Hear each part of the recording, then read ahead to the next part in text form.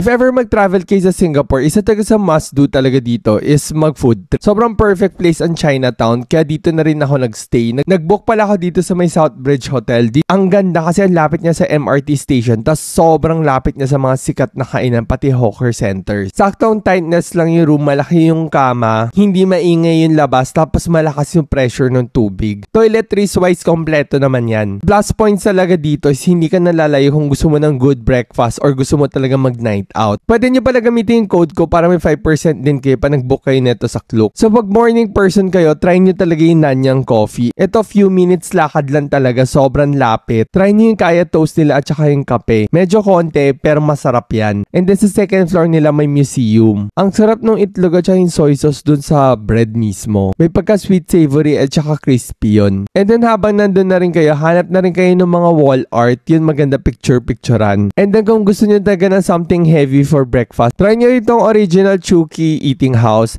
Grabe yung soy chicken nila dito, the best. Ang daming umu-order umaga pa lang. Ang sarap, ang tender nung manok, malasa yung kanin. Tapos itong dumpling soup nila, perfect companion. Kita mo, family restaurant talaga to. Sila uncle, auntie talaga yung nagpre-prepare. Tapos mga nasa $6 lang yan. Sobrang perfect na siya pampabusog. Nasa inyo kung gusto niyo street side or dun mismo sa loob ng restaurant nila.